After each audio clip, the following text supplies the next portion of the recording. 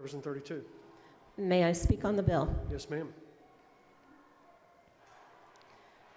To the members of this body who are parents, have you ever had to worry that your child might die by suicide? That any day he might decide that the pain he is feeling is too much to handle? Have you ever had to deal with the tension between trying to get your son off the sofa and into the world versus wanting him to stay alive? The weight of having a child who is potentially suicidal is heavy. The pain of having a child die by suicide is unfathomable. Henry Berg Brousseau dedicated his life to standing up for the vulnerable and the marginalized. Last December, he could no longer take the pain from the difficulty in finding acceptance, and he took his own life. Henry was 24 years old, and he was trans. According to the Trevor Project, more than half of transgender and non-binary youth seriously consider attempting suicide. More than half. The American Academy of Pediatricians recommends taking a gender-affirming, non-judgmental approach that helps children feel safe in a society that too often marginalizes or stigmatizes those who are seen as different.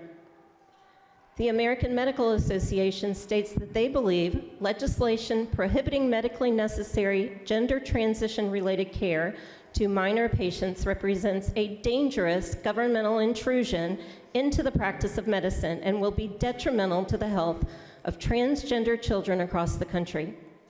Empirical evidence has demonstrated that trans and non-binary gender identities are normal variations of human identity and expression. HB470 states that providing gender transition services to a person under the age of 18 years old by a healthcare provider is unethical and unprofessional conduct.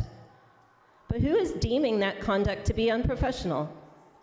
Not the major associations that guide professional medical practices, only a politically conservative association that promotes conspiracy theories and medical misinformation. This bill is not about protecting children. Children who do not receive gender-affirming care will be harmed. Do you think that by making gender-affirming care illegal that we will no longer have trans children? You are wrong. What we will have is more dead trans children.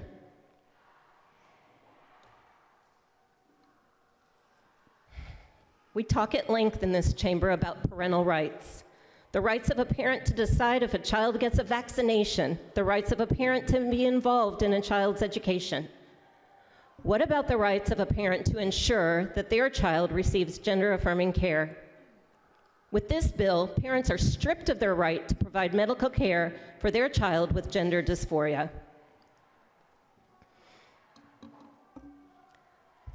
I stood by the side of the senator from Jefferson 26 as she buried her son. I shoveled dirt on his grave on that frigid day last December. I joined her at her home that evening for a prayer service.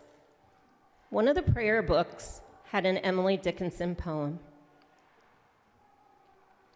If I can stop one heart from breaking, I shall not live in vain. If I can ease one life the aching, or cool one pain, or help one fainting robin unto his nest again, I shall not live in vain.